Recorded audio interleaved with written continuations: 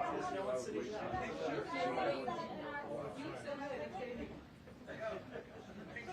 Picture. You want to move it over just a little bit?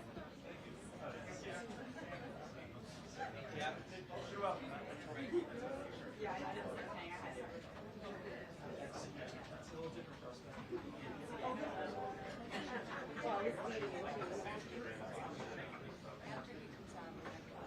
I will sit there, but people will find it. On the box feeder? Yeah.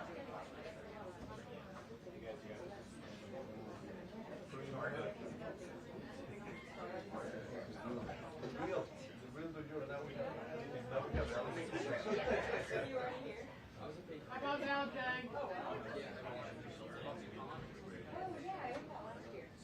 Okay. Got it.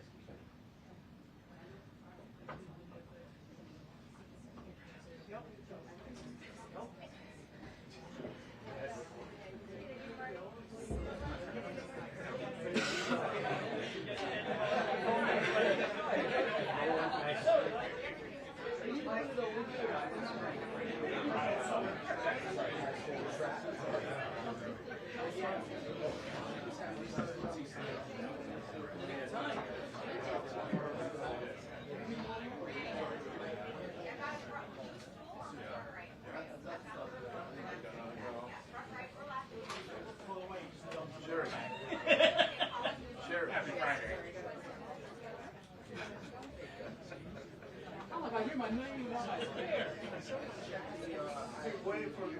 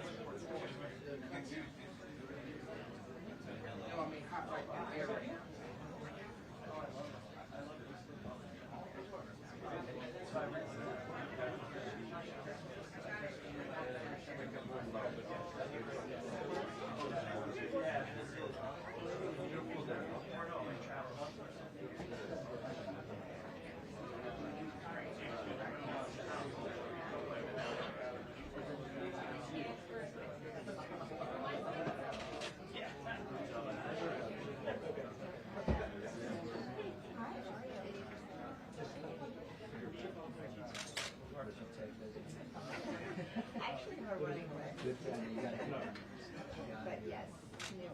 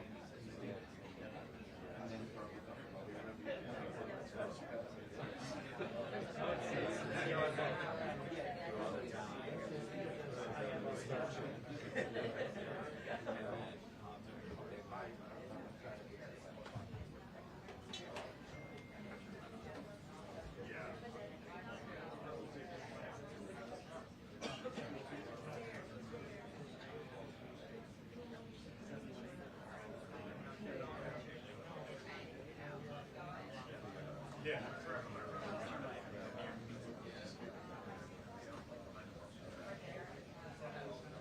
is on 87. Flex is on 87.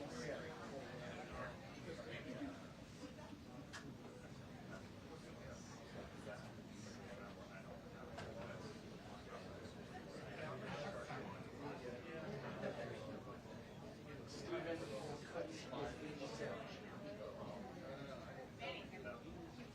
Send a test. Send a test. Send a test.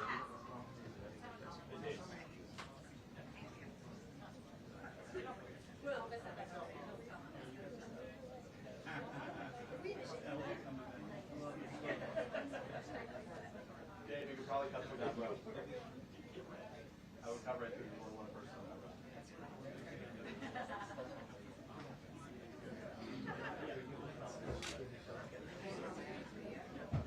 Yeah.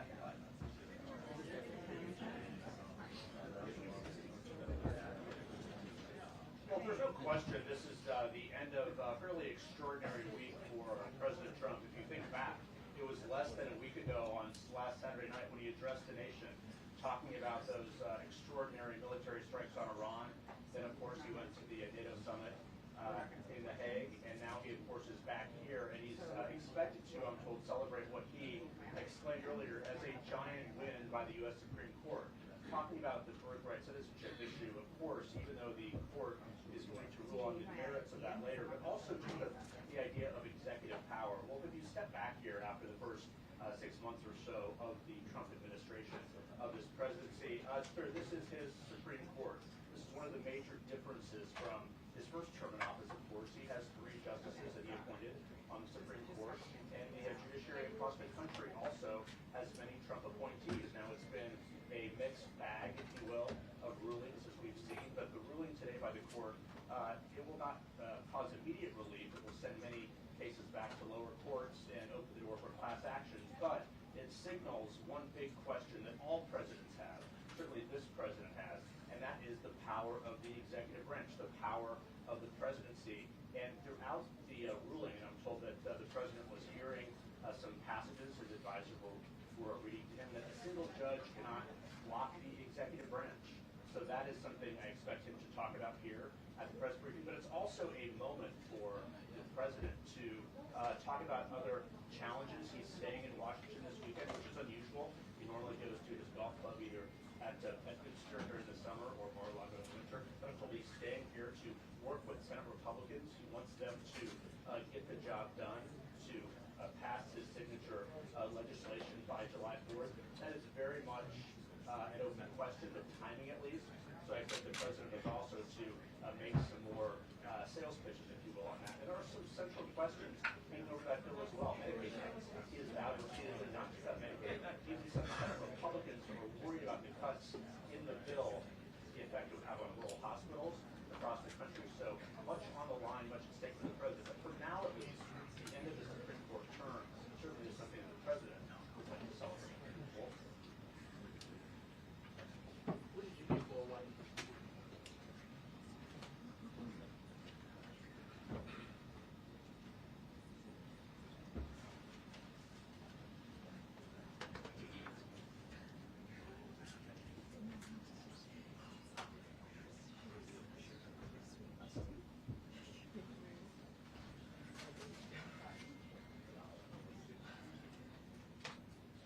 It is, Wolf. By my memory, at least, we can check this. I believe it's only the second time he has had a news briefing here in the White House briefing room. The first was in the early days of his presidency after the tragic plane crash at National Airport. He, of course, came in this briefing room and took questions. But you're right, he often does his exchanges with reporters, often on a near daily basis in the Oval Office or other places on this campus. But no, there's no doubt this is a different moment, but he wants to obviously talk about and celebrate what he sees as a giant win, as he put it on a Truth Social earlier this morning, but also think of all that's happened over the last week. It's extraordinary. And many questions remain about the radio program, his foreign policy agenda, as well as his domestic priorities as well. So it's a good, I guess, halfway mark of this first year in office for the president to come and take some questions. We'll see if he does. Cool.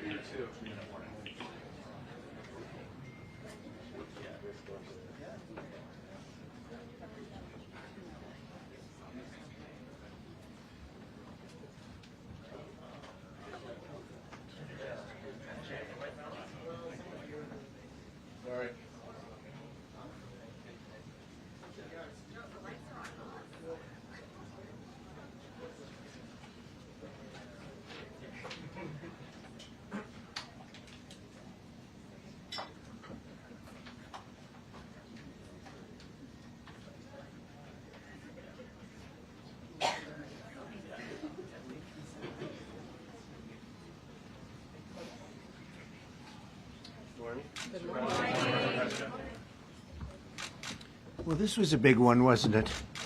This was a big decision. An amazing decision, one that we're very happy about. This morning, the Supreme Court has delivered a monumental victory for the Constitution, the separation of powers, and the rule of law in striking down the excessive use of nationwide injunctions to interfere with the normal functioning of the executive branch. The Supreme Court has stopped the presidency itself. That's what they've done. And really, it's been an amazing period of time, this last hour. There are people elated all over the country. I've seen such happiness and spirit. Sometimes you don't see that, but this case is very important. I was elected on a historic mandate, but in recent months we've seen a handful of radical left judges effectively try to overrule the rightful powers of the president to stop the American people from getting the policies that they voted for in record numbers. It was a grave threat to democracy, frankly, and instead of merely ruling on the immediate cases before them, these judges have attempted to dictate the law for the entire nation. In practice, this meant that if any one of the nearly 700 federal judges disagreed with the policy of a duly elected president of the United States, he or she could block that policy from going into effect or at least delay it for many years, tie it up in the court system.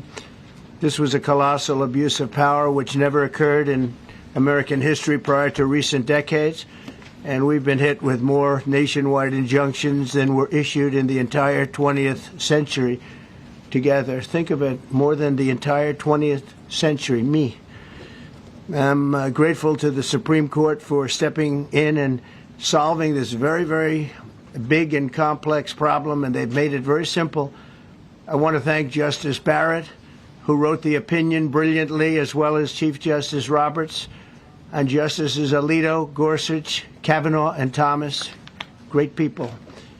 Thanks for this decision, and thanks to this decision, we can now promptly file to proceed with numerous policies that have been wrongly enjoined on a nationwide basis. And some of the cases we're talking about would be ending birthright citizenship, which now comes to the fore. That was meant for the babies of slaves. It wasn't meant for people trying to scam the system and come into the country on a vacation. This was, in fact, it was the same date, the exact same date, the end of the Civil War. It was meant for the babies of slaves, and it's so clean and so obvious. But this lets us go there and finally win that case, because hundreds of thousands of people are pouring into our country under birthright citizenship, and it wasn't meant for that reason. It was meant for the babies of slaves. So thanks to this decision, we can now promptly file to proceed with these numerous policies, and those that have been wrongly enjoined on a nationwide basis, including birthright citizenship, ending sanctuary city funding, suspending refugee resettlement, freezing unnecessary funding, stopping federal taxpayers from paying for transgender surgeries, and numerous other priorities of the American people. We have so many of them. I have a whole list. I'm not going to bore you, and I'm going to have Pam get up and say a few words, but there's really, she can talk as long as she wants, because this is a very important decision. This is a decision that covers a tremendous amount of territory. But I want to just thank again the Supreme Court for this ruling. It's a giant. It's a giant. And they should be very proud, and our country should be very proud of the Supreme Court today. And with that, I'd like you to listen to the words of Pam Bondi. She's an incredible Attorney General. We're very proud of her. And as you know, Todd Blanche is with us, and we have so many others that worked on this case and other cases. And I think they're doing a great job. Pam, please say a few words. Thank you, President Trump. Thank you for fighting for all Americans. Americans are finally getting what they voted for. No longer will we have rogue judges striking down President Trump's policies across the entire nation. No longer. Today, in the 6-3 opinion, Justice Barrett correctly holds that the district court lacks authority to enter nationwide or universal injunctions. These lawless injunctions gave relief to everyone in the world instead of the parties before the court. As the Supreme Court held today, they turned district courts into the imperial judiciary. Active liberal judges have used these injunctions to block virtually all of President Trump's policies. To put this in perspective, there are 94 federal judicial districts. 5 of those districts throughout this country held 35 of the nationwide injunctions. Think about that. 94 districts, and 35 out of the 40 opinions with nationwide injunctions came from 5 liberal districts in this country. No longer. No longer. These injunctions have blocked our policies, from tariffs to military readiness to immigration to foreign affairs, fraud, abuse, and many other issues. The judges have tried to seize the executive branch's power, and they cannot do that. No longer. No longer. And on immigration, on a side note, today marks 2,711 arrests on these terrorists and these gangs. Total arrest today with HSI investigations. And thank you, Stephen Miller. Thank you to Homeland Security. Thank you to everyone working hand in hand with the FBI on all of these transnational gangs. TDA has been a huge terror to our country, as well as MS-13, as well as Sinaloa cartels. No longer. No longer. These injunctions have allowed district court judges to be emperors. They vetoed all of President Trump's power, and they cannot do that. This has been a bipartisan problem that has lasted 5 presidential terms, 5 different presidents. and it has ended today. We will continue to fight for President Trump's policies. I want to thank the Office of White House Counsel, Dave Warrington. You and your staff have been incredible. Our Solicitor General's office, John Sowers, Sarah Harris, and Todd Blanche and Emil Bovey. Todd's going to say a few words because we've had another major ruling today on transgender books and some other great wins that we've had. But no longer will they have this power in our country. It is the president's authority under his executive branch to do everything to fight for the American people, and he will continue to do that. That's why he was overwhelmingly elected. Thank you. Thank you. Today's a great day for the rule of law. It's a great day for the Justice Department, and it's one that's been a long time coming, and one that every American should have been waiting for with bated breath. And so I echo what the President said and Attorney General Bondi, that the Supreme Court did a great thing today, not only for this administration, but for every American in this country. If not for the injunctions case, we would be here talking about another great decision that came down today, the trans books case, which restores parents' rights to decide their child's education. Seems like a basic idea, but it took the Supreme Court to set the record straight, and we thank them for that. And now that ruling allows parents to opt out of dangerous trans ideology and make the decisions for their children that they believe is correct. And so we thank the Supreme Court for that. There's been multiple decisions over the past several weeks that just show why this nationwide injunction ban had to happen. For example, what I mean by that is local district court judges issuing decisions that are clearly contrary to law just because they don't like the policy of President Trump. And when it gets to the Supreme Court has to correct it. But that takes time. The Attorney General thanked our lawyers, and I'll do it again.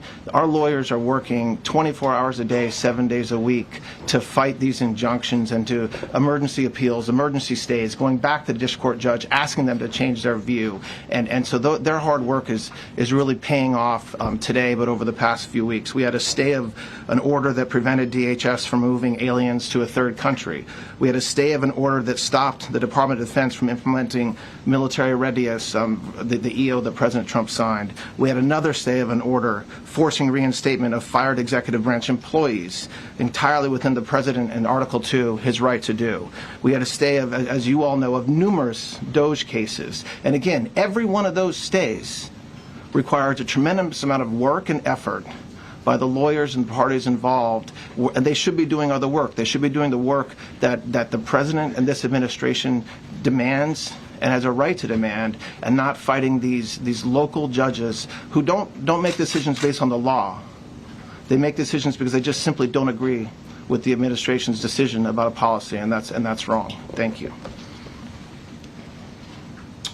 Any questions? Yes, for Pam, please. Go ahead. Sure.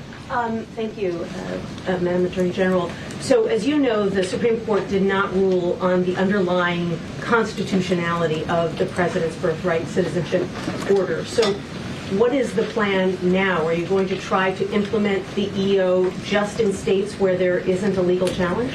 Yes, so birthright citizenship will be decided in October in the next session by the Supreme Court, unless it comes down in the next few minutes.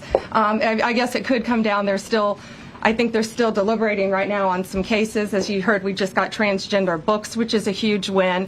But most likely, that will be decided in October in the next session. However, it indirectly impacts us because, as you correctly pointed out, if there's a birthright citizenship case in Oregon, it will only affect the plaintiff in Oregon, not the entire country. So yes, it's indirectly, but that's pending litigation, and we're waiting on that in the next term. And how concerned are you that the Supreme Court will come back and determine that the executive order is unconstitutional? Oh, we're very confident in the Supreme Court. But again, it's pending litigation, and that will directly be determined in October, but it indirectly impacts every case in this country, and we're thrilled with their decision today. Peter. Madam Attorney General, thank you for being here to take our questions. A couple questions to the both of you. The EO had a 30-day grace period before it goes into effect. Is there any thought about trying to make it effective immediately within that period of time? We're going to follow the law. We're going to make those decisions, and we're going to do what's right in the bounds of the law. And then the DOJ didn't ask the justices to rule on the merits of the birthright citizenship ban. Just for explanation purposes, why? Sure, because that's going to come down in October in the separate. This was huge because it's indirectly impacted today. As I said, it's case by case. Let me reiterate, of the 35 of the 40 nationwide injunctions filed against this president, against his executive authority as President of the United States, 35 of them came from Maryland, D.C., Massachusetts, California, Washington. I mean, that's crazy. These 5 districts. So yes, it indirectly impacts us. It will be a separate decision in October. Next question. Thank you, Mr. President. A question for you, sir. Do you believe this ends the power of the lower court judges to stop your agenda? Do you see this as a full green light for your agenda going forward? Well, you'd have to really speak to the lawyers about that. But this is really also a decision based on common sense. It didn't work the other way. It was a disaster where somebody from a certain location in a very liberal state or a liberal judge or a liberal group of judges could tie up a whole country for years because their decision would sometimes take years to overturn. We've overturned many of the decisions, but it would take years to do it. And we have to act quickly when it comes to illegal immigration. We have murderers, killers, we have drug dealers, we have what they've allowed to come into our country. Should never be forgotten. It should never be forgotten what they've done to our country, and we have to be able to act very quickly, and we're going to do that. Thank you. Just as Amy Coney Barrett, sir, I know that you praised her and her opinion here in this case. She has taken some heat, though, from some of your supporters who have labeled her weak, a squishy, a rattled law professor. What is your take on that? I don't know about that. I just have great respect for her. I always have, and her decision was brilliantly written today. From all accounts, yeah. Transgender rulings, Mr. President. What would you say to Americans who fear that this is more and more concentration of power in the White House and the executive? Well, this really brings back the Constitution. This is what it's all about, and this is really the opposite of that. I mean, the question is fine, but it's the opposite. The Constitution has been brought back. Thank you so much, President Trump. Illegal crossings in the border are 0 now. 0. Does everyone hear that? 0. Trump 2028. Do you intend, President Trump? Who's that guy? I like him. He's working the cameras. With this new reality, President Trump, in the border, do you intend to engage personally with leaders from South America, not only Central America, sure. in order to I do tackle that this, anyway. this situation in I a do that different anyway. way, and if you have a perspective of meeting some Sure. presidents from South America, as Brazil, for example. Well, you see, as an example, not South America, but NATO over the weekend. Yeah. They have great respect for our country now. They did things that nobody thought was possible. They took funding from 2% to 5%. Nobody thought they'd ever pay the 2%, and now they're paying the 5%. It's over $1 trillion more a year. Think of that, $1 trillion. Nobody thought that could happen. That's a different group of people, different countries. But we get along with a lot of countries.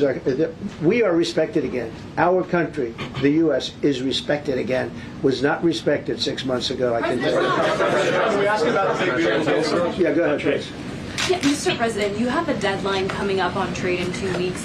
Which countries, if On what? any, on trade, on tariffs, Yeah. sir? Which countries, if any, are close to agreements with the administration? Well, that's an interesting question. We've made a deal with China. We've made a deal with probably 4 or 5 different countries. With the UK, it was a great deal for both. And we're in the process of making some others. But ultimately, in fact, Scott is here. And Howard Lutnick, these 2 guys have been doing an incredible job. And the people that work with them have been doing an incredible job. But, you know, we have 200 countries. You could say 200 countries plus. We can't do that. So at a certain point over the next week and a half or so, or maybe before, we're going to send out a letter. We talked to many of the countries, and we're just going to tell them what they have to pay to do business in the United States. And it's going to go very quickly. But some of the bigger countries, so India, I think we're going to reach a deal where we have the right to go in and trade. Right now it's restricted. You can't walk in there. You can't even think about it. We're looking to get a full trade barrier dropping, which is unthinkable. And I'm not sure that that's going to happen, but as of this moment, we've agreed to that, go into Indian trade. We're going to be trading in China. That's going to come a little bit down the road, but we're going to be trading in China.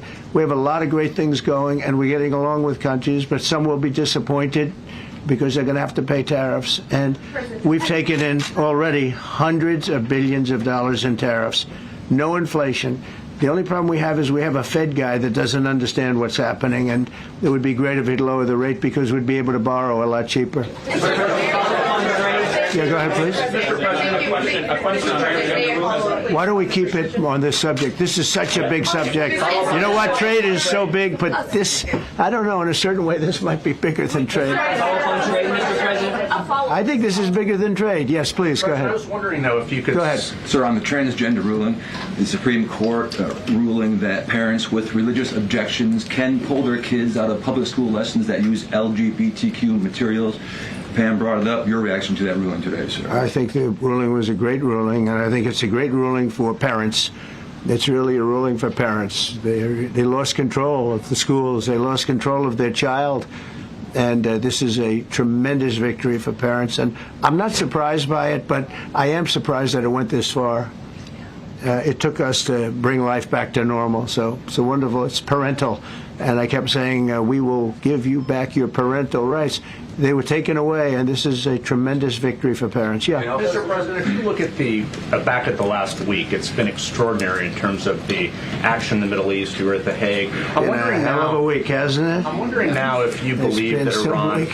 I'm wondering now, sir, if you believe that Iran has given up its long history of ambitions with nuclear weapons, or what you would like to see from them to prove that they do, and what type of meetings is your administration looking for next week with Iran? So Iran wants to meet. As you know, their sites were obliterated. They're very evil nuclear sites. They were now has been proven. We had some fake news for a little while. The same people that covered the Hunter Biden laptop was from Russia. The same people that did 3 or 4 other Russia hoax. But on their ambition. No, wait, just listen. They came up with something that delayed the credit that our great pilots and these great what talent that was, and they hit it right down in the spot. 52,000 feet. Think of this dark, no moon, you couldn't see a thing, and they hit the refrigerator door, as they say. That's the size of a target, and overwhelmingly, and it's amazing what was done. We're the only ones that could have done it, and we took out the 2 of the other sites also. In addition to that, we finished them off. That was a very evil intention. I believe that, and again, time will tell, but I don't believe that they're going to go back into nuclear anytime soon. They spent over $1 trillion on nuclear, and they never got it together. And nothing was moved from the site, by the way. To do that is very dangerous. It's very, very heavy material. Those cars were most likely the cars of masons because they were pouring concrete at the top, at the hatch, as you know, the hatch going into the nuclear site. They wanted to reinforce it, and they had some masons there pouring concrete. By the way, that concrete was obliterated. It hit exactly at the concrete. It was, I don't think it had a chance to dry. But everything's down there. It's under millions of tons of rock. Please.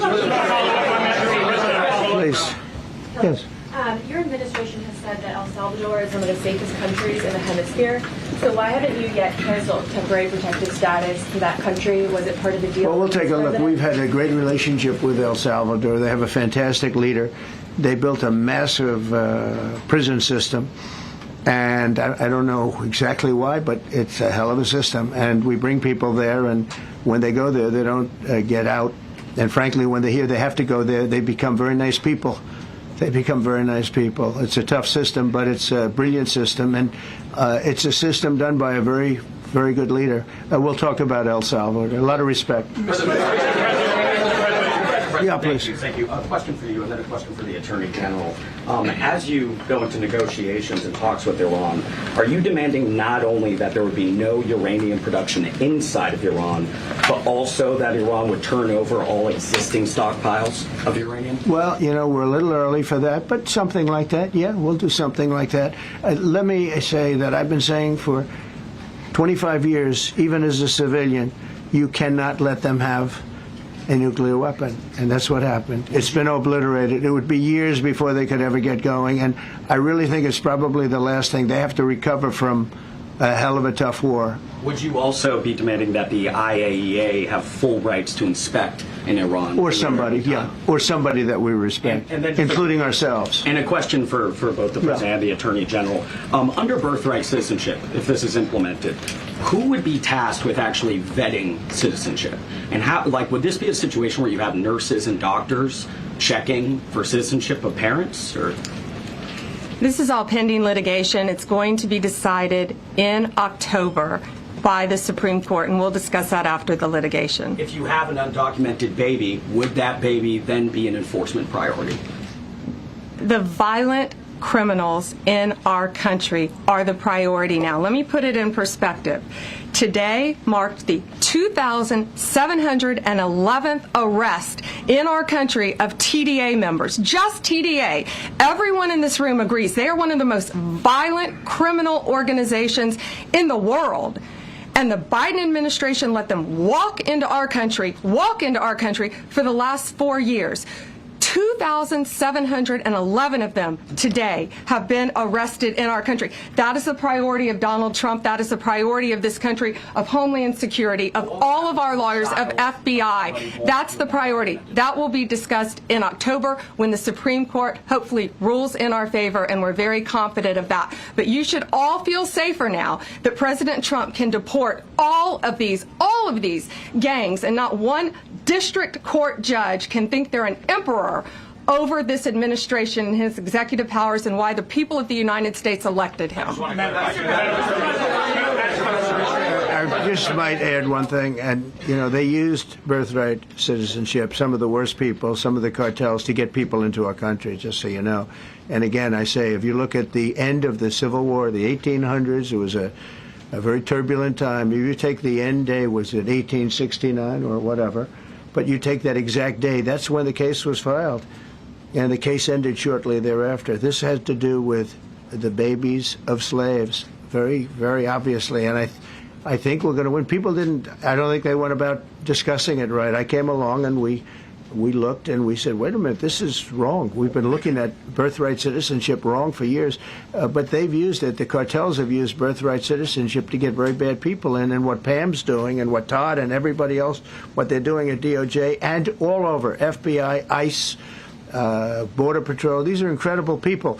They're trying to keep our country safe, and they don't want to have people come in. This is just another way that they get illegal immigrants into our country, and in some cases, very, very bad ones. Go ahead. Thank you, Mr. President. On your tax bill, if I could for a moment, senators are racing to rewrite parts of it right now after the Senate parliamentarian ruled that sections of it were outside of the process that they're using to get this through.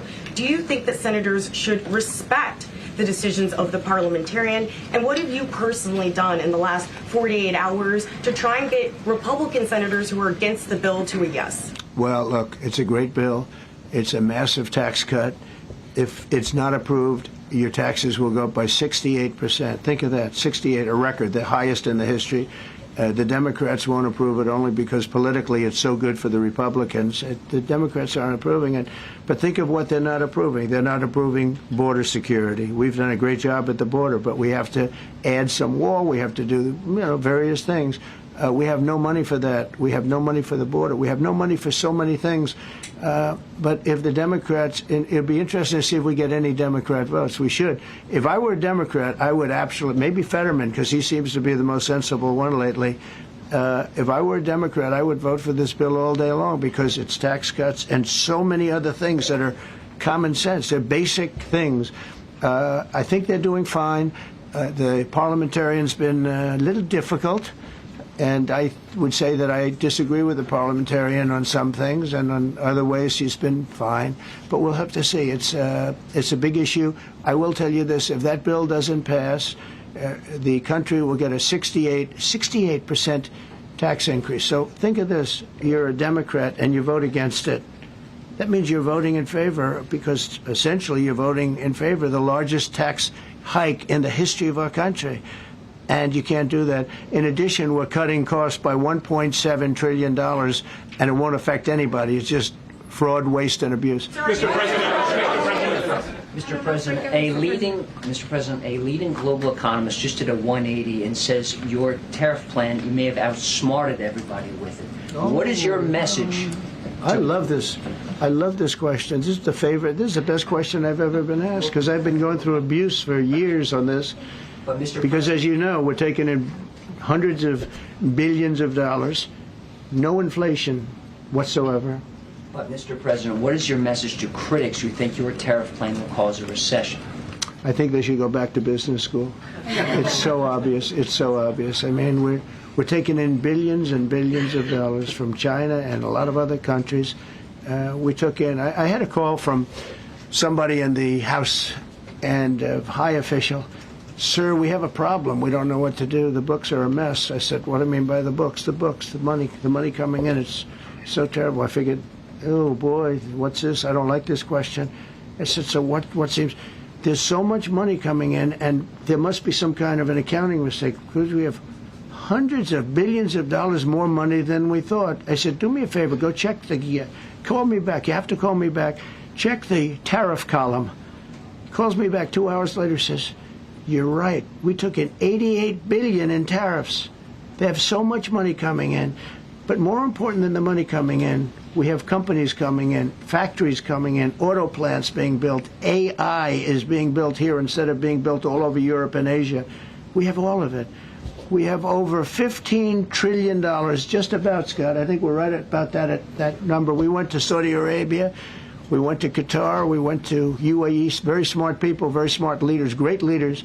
And we took in $5.1 trillion just there. Without the tariffs, I mean, they also liked a thing called November 5th, November 6th, and November 7th. That was a very good little period of time. It's called the presidential election. You know, you used to have one-day election. Now you have it go over it. But even if you just took that little period, because it was pretty obvious it was going to be a landslide. And they like that, but they love the tariffs. I had Texas Instruments come in the other day, big company, and he said, we're putting in $60 billion into new plants and new equipment, new everything. Sir, you're going to keep the tariffs, aren't you? Because if I ever took the tariffs off, and we are going to absolutely keep it. And they're worried that somebody that, like this communist from New York, someday gets elected. I can't believe that's happening. That's a terrible thing for our country, by the way. He's a communist. We're going to go to a communistic state. That's so bad for New York. But the rest of the country is revolting against it. But if somebody got elected, they're afraid that if this was taken off, well, we're going to guarantee it's never going to be taken off. And again, we're taking in think of this, hundreds of billions of dollars. And they were all confused because they've never seen this before. You know, it's always the other way. We don't have enough money. So much money is coming in at levels that nobody's ever seen. But most importantly, we have factories being built, car plants being built, companies moving to our country like never before. If you look at $15 trillion, and that's only in a few months. You know, I haven't been here that long. Presidents, like the last one, was a disaster. He's the worst president in the history of our country, by the way. What he did on our border can never, ever be forgotten. To me, that's the worst of all the things. And he's done some terrible things, grossly incompetent. Nobody knew it was him because I don't think it was him. I think it was whoever was controlling the auto pen. But our country is doing great. And those leaders and other leaders, I just left, as you know, a large group of the most highly respected people. And that includes big countries. When you look at Germany and France and Spain, although Spain didn't come through, but they will. By the way, guaranteed they will. That was the only country that sort of tried to hold back on putting up the money. But just so you know, they said, it's unbelievable what's happened to the USA. You were a dead country. We didn't respect the country, the leader. You were dead as a doornail. One said to me, you went from being a dead country. You are right now the hottest country anywhere in the world. The whole world is talking about the USA, and everybody wants a part of it, and they're pouring into our country, and you're going to see those numbers. Thank you for that question.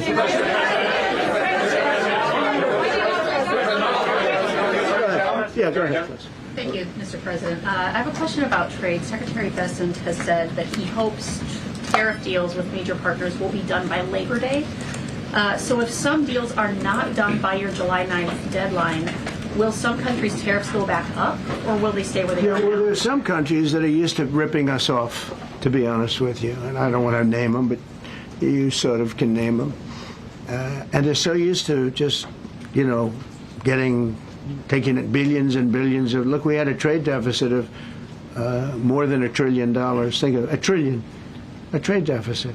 That's because nobody cared. We cared a lot when, I took in hundreds of billions of dollars in tariff. We had the greatest economy in history up until now. I think we're going to blow it away. But during my time, and especially prior to COVID, we had the greatest economy in the history of our country. I think we're going to blow it away now based on the kind of numbers that we're seeing. But some countries are very angry because they've been ripping us off for years. They've been making billions and billions of dollars. There was nobody to negotiate with. They could do whatever they want. They charge us tariffs, by the way, at numbers that we've never seen before. And we ended up losing much more than $1 trillion a year. $1 trillion a year on trade. And now they're being met with a force that's far greater than them, and they don't like it. So they're upset because instead of making, $5 billion, they're going to break even. Or they'll make a little bit. I want to be nice. They'll make a little bit. Or we'll make a little bit. It's a big difference. Yeah, please go. Go ahead. Red dress. On the 2020 election, is there any more information on the special prosecutor? So many Americans still have questions about the 2020 election. And speaking of rogue judges, would you consider appointing somebody at DOJ maybe to investigate the judges that allowed for the political persecution of you, your family, and your supporters during the Biden administration? I love you. Who are you? I'm Kara from Lindell TV. Well, that's just a very nice question. And it's not a setup. I have no idea who you are, but I appreciate that question. All I can say is we're not here for that. I hope so. I hope they're doing a thing because that election was rigged and stolen, and we can't allow that to happen. A lot of people tell me, sir, you just won the greatest election in the history of our country. You won at numbers that won all 7 swing states, won the popular vote, won everything. Sir, go on with your life. And many people that say that, good people, friends of mine, then you have people that say that same thing, go on with your life, but you have to find out what happened because you can't let that happen again. Look at what this lunatic did. Look at what he did. He opened our borders to people that were murderers, 11,888 to be exact, murderers. And we've captured many of those murderers, and we're bringing them back. Or some of them are so dangerous that we don't even want to bring them back. We're afraid they're going to try and come back in. But he allowed people to come into this country, people from mental institutions, insane asylums. That's a mental institution on steroids. People from mental institutions, gang members, drug dealers, people, jails being emptied out into our country. Venezuela emptied out almost its entire prison population into our country. But I don't want to blame them. Many countries have done that. The Congo, we have a great press conference coming up later, and it's the Congo and Rwanda.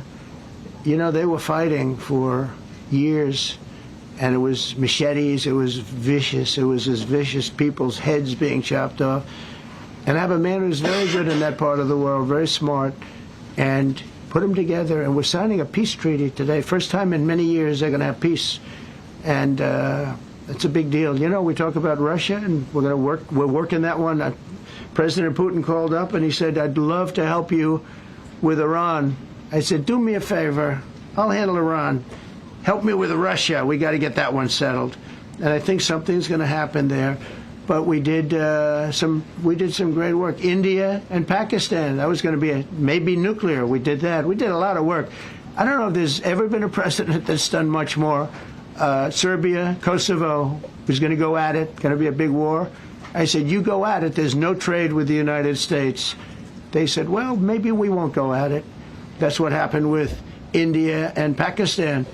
I was negotiating with both of them, and I said to Scott, I said to Howard, cancel all deals with India and Pakistan. They're not trading with us because they're in a war. They called back, what do we do? I said, look, you want to have trade with the United States, it's great. But you want to go and start using nuclear weapons on each other? We're not going to allow that. And they both agreed. Both have great leaders. They both agreed not to do it. So we did a lot, but I appreciate that question. Sir, on peace deals,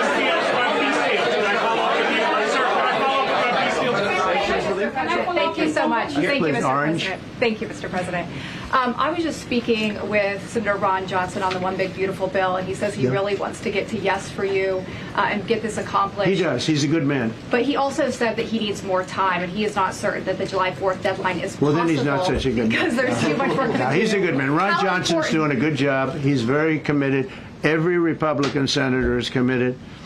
And, you know, you could have a couple of grandstanders, in all fairness. You could have somebody else. And it's very dangerous because our country would go from being the most successful country in the world to who knows what happens with a 68%, think of it, 68% tax increase. That was given by the Democrats because they like high taxes. I don't know what happened. You know, all my life, I'd grow up and I'd watch politicians talking. I'd say, oh, that's fun. And they were always saying, we will cut your taxes. We will cut your tax. I never heard it. They say, we will raise your taxes. And they elect people like this guy in New York that maybe has a chance. I find it hard to believe, but he maybe has a chance. They want to raise your taxes. So they want to see a 68% tax increase. That's more money than anybody could afford. You'd go into a depression if that ever happened. So I think there's a lot of pressure to get that approved. How important is the July 4th deadline to you? If it's important. It's not the end all. It can go longer, but we'd like to get it done by that time, if possible. And look, we have a lot of very committed people, and they feel very strongly about a subjects that you're not even thinking about that are important to Republicans. The problem we have is that it's a great bill. It's a popular bill, but we'll get no Democrats only because they don't want to vote for Trump. If that bill was their bill, oh, they would be so happy. It's so great for our military. It's great for everything. And they would normally vote, but because their hatred of Trump, they have Trump derangement syndrome at levels never seen before. And instead of voting for a tax cut, they're voting for a tax increase of 68%. They're voting to destroy Social Security, destroy Medicare, and destroy Medicaid. And we're voting to make them perfect and to make them better, make them stronger and better. They're going to destroy Medicaid, and they're going to destroy Medicare, and Social Security will follow. If you vote for the Democrats, you're dead on those three things. Thank you, Mr. President. On a related subject, many Democrats have said that they are not going to support crypto bills in Congress only because of you and your family's personal crypto ventures. And these votes are in some cases needed to pass. Are you open to the idea of pulling away from your personal crypto ventures just for the next few years if that helps get these crypto bills passed in the next few months? Well, it's a very funny thing, crypto. So I became a fan of crypto, and to me it's an industry. I view it as an industry, and I'm president. And if we didn't have it, China would, or somebody else would, but most likely China. China would love to. And we've dominated that industry. It's a big industry, by the way. In fact, when the stock market went down recently, crypto and Bitcoin and all of that went down much less than anybody else as a group. And we've created a very powerful industry, and that's much more important than anything that we invest in. We invest in it, but really that was an industry that wasn't doing particularly well. I got involved with it a couple of years ago, and before the second term. I got involved before I decided to run. I only decided to run because I saw what was happening, and Biden was incompetent, and the administration was crooked and incompetent. And I was in Bitcoin then, not knowing if I was going to do it a third time. So it's become amazing. I mean, it's the jobs that it produces. And I notice more and more you pay in Bitcoin. I mean, people are saying it takes a lot of pressure off the dollar. And it's a great thing for our country. So I don't care about investing. You know, I have I have kids, and they invest in different things. They do believe in it. But I'm president, and what I did do there is build an industry that's very important. And, you know, if we didn't have it, China would. Okay. Sir, Mr. President. Go ahead. With the glasses. Gentlemen, go ahead, please.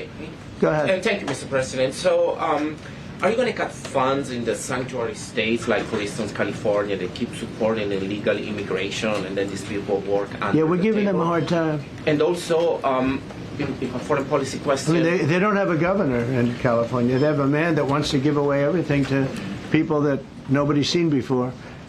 If we didn't go into Los Angeles with the military, which did a fantastic job, but if we didn't go into Los Angeles bringing in the National Guard, I would have brought the military if it was necessary, because you have to. We have the right to. That was another thing upheld by the Supreme Court. But if we didn't go in with the National Guard and be strong and tough, you wouldn't maybe have Los Angeles. It would be like the rest of California, the rest of Los Angeles. They lost 25,000 houses in a fire. They should have lost none. You know, I sent the water down. I had to break into their water supply because they just refused to do it. They're crazy. There's something wrong with them. They have plenty of water. They don't have droughts or anything. They have plenty. We let it come down from the Pacific Northwest. They routed all the water out into the Pacific Ocean for environmental reasons, okay? And now you have 25,000 houses, none of which would have burned down if you had the water.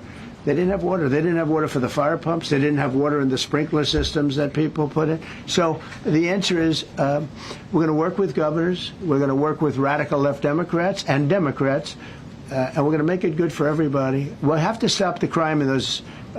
In the case of the cities, I think I can say just about all cities with heavy crime are run by Democrats. Go ahead. Yeah, with the glasses. I'm with Iran. Go ahead, yes. International. Yeah, no, the man behind you, yeah, please. President Trump, Anthony Mashhad from Amphibian, Lebanon. I want to ask you regarding the threats posed by Iran's allies and proxies operating in the U.S. They were threatening your life. So what do you say about that? And regarding the Lebanon, because Hezbollah is as well part of Iran's allies, is there any time frame in Lebanon regarding disarming Hezbollah in Lebanon? Yeah, Lebanon is a great place with brilliant people. You know, it was known for the professors and doctors and had an incredible history.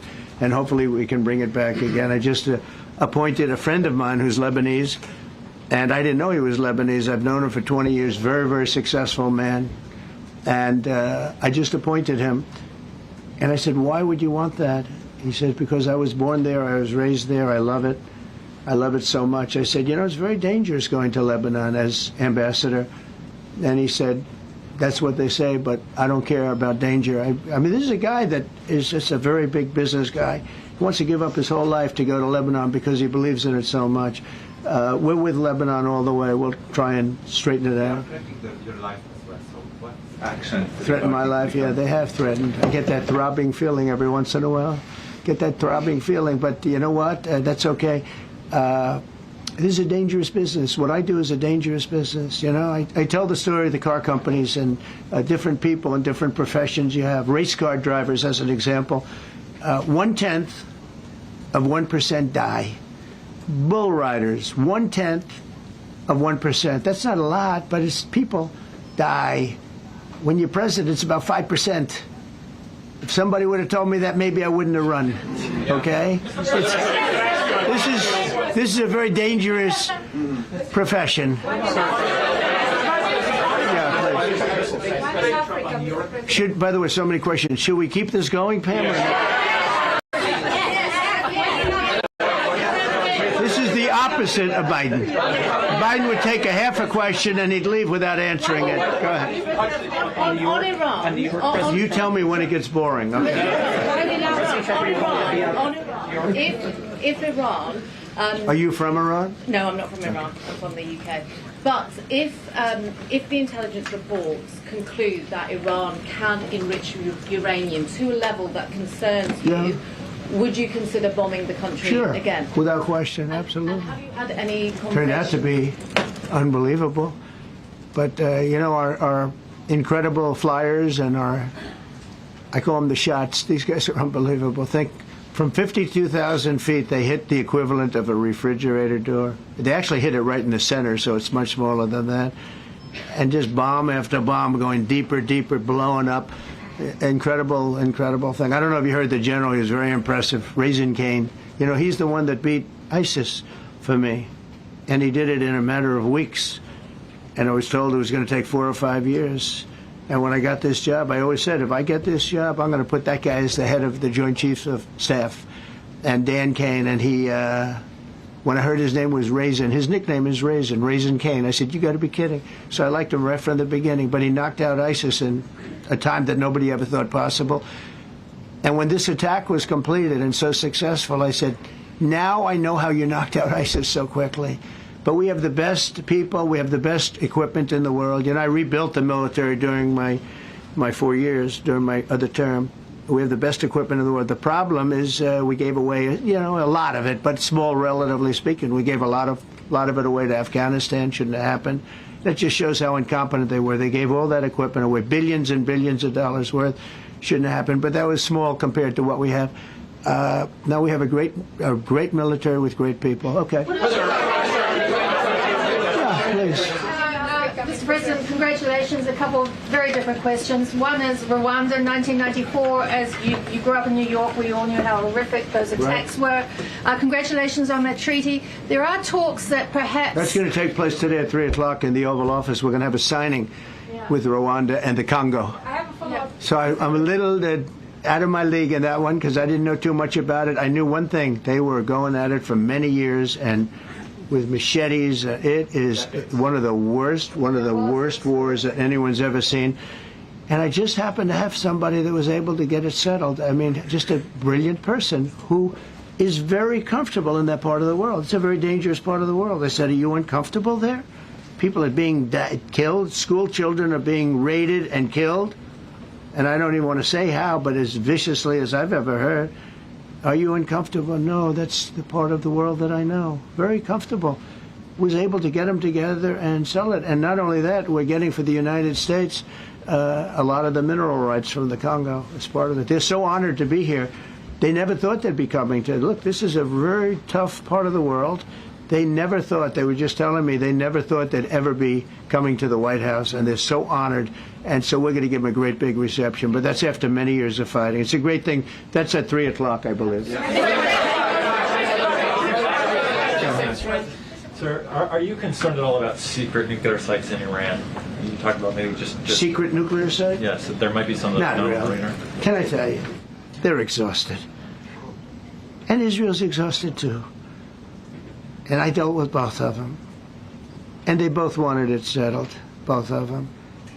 And we did a great job, but they're exhausted. The last thing they're thinking about right now is nuclear.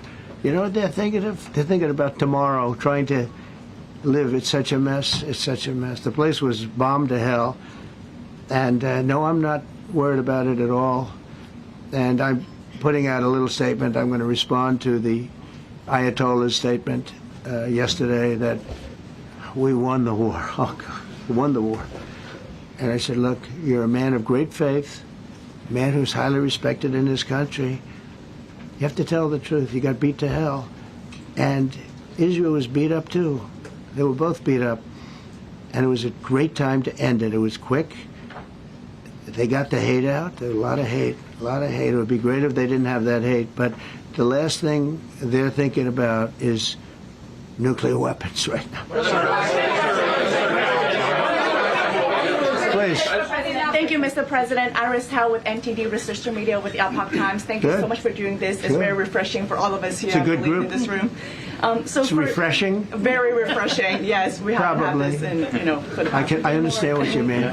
So thank you so much for coming out here. Other than Caroline's done a great job. Yes. You're referring to the past administration, not to Caroline, right? Yes. Back to the ruling today, if you don't mind. So you have always talked about winning for the American people. Right. How do you think today's ruling will enable you to further deliver for American families and workers across the country, not only when it comes to immigration, but also when it comes to trade, energy? What actions are most eager to move forward Well, I think now? taking power away from these absolutely crazy radical left judges is a tremendous. This is such a big day. This is such a big day. It's like. It's sort of sad because we're doing the signing at 3 o'clock, and this may very well dominate the signing of a big war that was going on and really affecting the continent of. Think of it, the entire continent of Africa was being affected, and we're settling that war today, and this will probably be a headline. But this is a very big moment, and it gives power back to people that should have it, including Congress, including the presidency. And it only takes bad power away from judges. It really doesn't take power. It takes bad power, sick power, and unfair power. And it's really going to be, this is a very monumental decision. Yeah, please. Yes, President, thank you very much. On July 9th, is that July 9th date set for tariffs to snap back? Or could there be a... We can do whatever we want. We could extend it. We could make it shorter. I'd like to make it shorter. I'd like to just send letters out to everybody. Congratulations, you're paying 25. 5%. He doesn't want. He's a much nicer person than I am. Go ahead. Did you finish it up? Were you considering for the Federal Reserve then? And are you speeding up that process? I see Secretary. Oh, he's terrible. He's terrible. I mean, I have a list of things. We're like 38 on the list. We pay, Cameroon and different places are paying the same as us. Because, you have somebody sets a rate at 4% or 4.5%. It's hard to go out and say we should be paying 1% when you have your so-called experts doing that. And the sad part is, as per the question that you asked about tariffs, we've had the tariffs and we have less inflation than we had before. What we have is a hell of a lot more money, a hell of a lot more income, and we shouldn't be paying a rate like that. In other words, when we pay a rate, I'll tell you, each point is the equivalent of $300 billion. So if we had it down 3 points, because I think we should be at 1, you have Switzerland is at 0.25. In other words, 25% of 1%. And they're the number 1 right now. But we should be the number 1. And soon you're going to have, I think, you're going to have where the people will pay will pay, like we had a few years ago, where you put up money, you loan money, and you actually, instead of paying, you get paid. I love that. I don't know if it's any good, but I love it, where you put up money and you get paid. But we should be in a category, so we should be at the top of the list, not toward the bottom of the list. But we have a man who's not a smart man, and he probably has Trump derangement syndrome. And he's just not a smart person. What he's doing, though, he's hurting us for years to come. Because if we borrow money at 2 points higher than we should be paying, that's $600 billion. Wouldn't you say those numbers are about right, Scott? So it's 2 points would be about 600, actually more than that, but about $600 billion. All because the guy doesn't want to lower the rates. He's doing the service, a very disservice. And then he goes up and talks about, I'd like to see costs come down. He gets up and he does his little thing for 5 minutes, and he goes out and he goes back to the beach. He goes, I'd like to see costs come down. Well, he could lower the interest cost by $900 billion a year. All he has to do is lower rates. And everybody's saying, I was watching some of the business shows today, and they're saying, Trump's right. He should really be cutting. The country's doing well. We have no inflation. Now, despite him, we're doing great. But if we got the rates down, we would be a rocket ship. So I think that'll be it. And I just want to thank everybody. This is a really big day. We've had a big week. We've had a big week. We've had a lot of victories this week. NATO was a tremendous victory. The war was a tremendous. Look, we were talking about this for 30 years, about Iran being nuclear. And all I said is it will not be nuclear, and it's not going to be nuclear. And I want to give credit to a lot of people, and most importantly to our great military. Boy, they put out that fire. Once that happened, once those bombs got dropped, that war was over. That war was over. But I just want to compliment them. Incredible. The general and all of his generals. Pete Hegseth was great. They were all. And now I want to compliment Pam. A lot of genius went into this. People, if you don't say it exactly right, if the Supreme Court doesn't get it because it's incorrectly spoken about, and that happens. A lot of cases are lost because they don't say the right words. But I want to correct. She's going to go down as a great attorney general. I may change my mind about that. I don't know. Maybe someday I'll have call and say I was only kidding. She's going to go down as a great attorney general. This was a tremendous win, and we've had tremendous wins, but this was a tremendous win today. So I just want to congratulate you and Todd and your whole staff. Very brilliant people, and we can't forget John Sauer. That's right. Who is with. There's a medical emergency within his family, so he's taking care of that, and we said absolutely. So I just want to thank everybody very much. Thank you. Jeff Bezos on his wedding weekend. Sir. Thank you, Mr. President. Thank you, sir.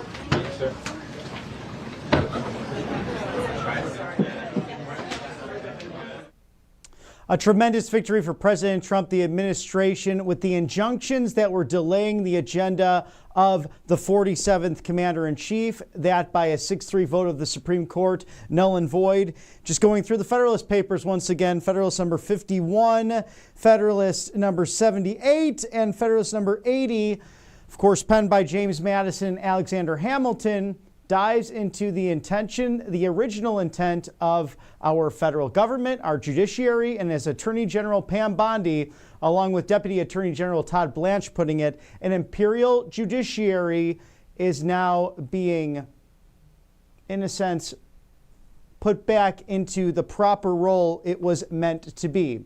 So instead of leftist district judges and circuit court judges impeding this administration, usurping the executive authority that's appropriate under Article 2, they will no longer have those rights. So the President of the United States, this administration, can continue to pursue their legislative and executive authority. Thank you to Colonial Metals Group for sponsoring us on the right side of history.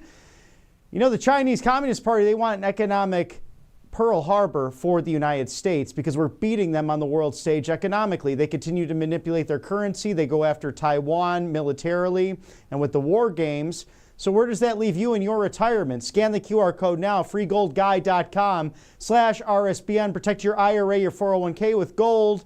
100% tax-free, also silver. And if you purchase anything through the no obligation freegoldguy.com/RSBN 2025 Gold Guide with Colonial Metals Group, you stand a chance to receive a possible $7,500 in tangible silver. So a good deal there for anything purchased. Thank you to Colonial Metals Group for sponsoring us on the right side of history. Also, All Family Pharmacy, thank you for being with us at RSBN. The COVID variant is now out, a new one, a new strain. We know what happened 5 years ago, 4 years ago, all leading up into now. Ivermectin, hydrochloroquine, methylene blue, mebendazole, NAD+, 200 essential medications, emergency medical kits, and antibiotics all needed in your medicine cabinet to combat these deadly bacterias and viral infections that are out there. And God forbid there's a storm in your life, figuratively or literally speaking, and you can't get to that pharmacy. Well, this one is there for you. No insurance, no hassle, all online. Their doctors working 24/7, really round the clock to get you life-saving medication. Use code RSBN20 to get 20% off now through June 30th. So a great summer deal. allfamilypharmacy.com/RSBN. Go ahead and scan that QR code. And thank you to them. We will see Michael Kunzler actually later today in one of our broadcasts featuring a recent interview I had with Mr. Kunzler, the co-founder of this amazing organization, allfamilypharmacy.com/RSBN. And we will be going to another stream momentarily. Lots of huge successes today, focusing in on Rwanda and the Congo, finally coming to peace after generational fighting, really bad guerrilla fighting for years and years and years, tribal warfare. Great to see that Peace Through Strength is working, and they're coming to the White House to sign that deal. And the Congressman Buddy Carter from Georgia, also running for the United States Senate in the Peach State, has nominated President Trump for the Nobel Peace Prize, and that's deservedly so, as President Trump celebrates the Supreme Court's monumental rulings today that regard Planned Parenthood, that regards injunctions with lower courts. An amazing day, full of news. Stick with us here on the right side of history. We'll have 2 more broadcasts coming up, so don't turn that channel. I'm Robert McNeely. We'll be with you in just a moment.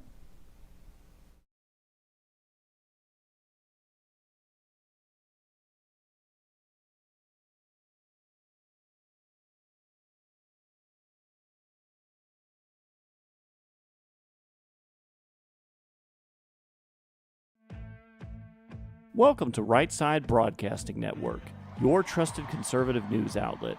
At RSBN, we deliver the truth when the mainstream media falls short.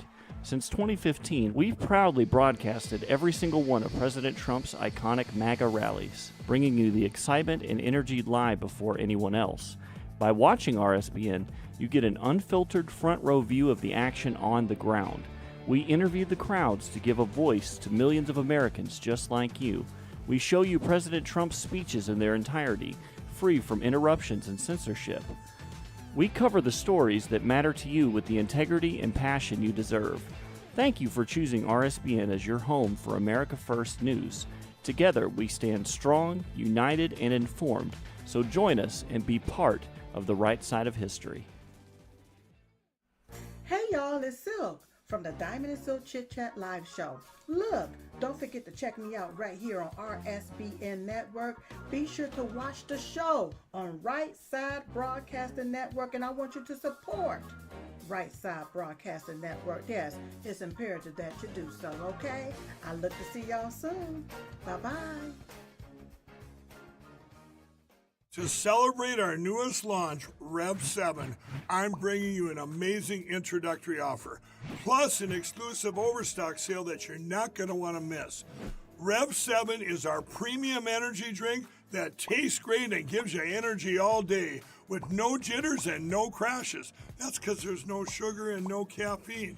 I'm so sure you're going to love Rev 7 that for a limited time you can try our 3-pack absolutely free. Or check out our Percale bed sheets.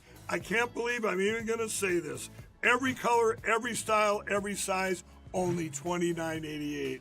So go to mypillow.com or call the number on your screen. Use your promo code to save 20% on our Rev 7 12-packs or try our introductory 3-pack absolutely free. And our Percale bed sheets, all sizes only $29.88, even the queens and kings. Inventory is extremely limited, so order now.